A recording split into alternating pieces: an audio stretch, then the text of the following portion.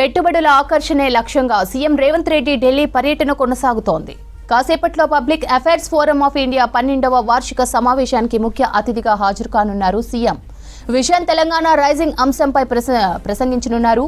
ఈ ఉదయం 11 గంటలకు తాజ్ ప్యాలెస్ హోటల్లో న్యూజెర్సీ గవర్నర్ ఫిలిప్ డి మార్ఫీతో సమావేశమవుతారు.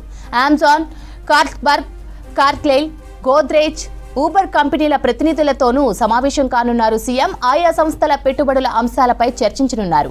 వరల్డ్ ఎకనామిక్ ఫోరం అధ్యక్షుడు, సీఈఓ, నార్వే మాజీ యూనియన్ మంత్రి బోర్జ్ బ్రెండేతోనూ ప్రత్యేకంగా భేటీ కానున్నారు సీఎం రేవంత్ రెడ్డి. సీఎం రేవంత్ రెడ్డి ఢిల్లీ పర్యటనకు సంబంధించి మరిన్ని డీటెయిల్స్ మదర్ లైవ్ లో అందిస్తారు. మదర్, ఇవాళ ఢిల్లీలో సీఎం రేవంత్ టూర్ స్కెడ్యూల్ ఏంటి?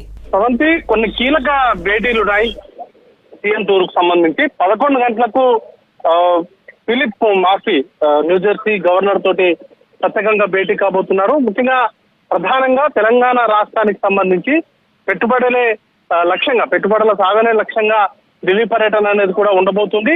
దానిలో భాగంగానే పలు కంపెనీలకు సంబంధించిన ప్రతినిధులతోటి సీఎం ప్రత్యేకంగా భేటీ కాబోతున్నారు.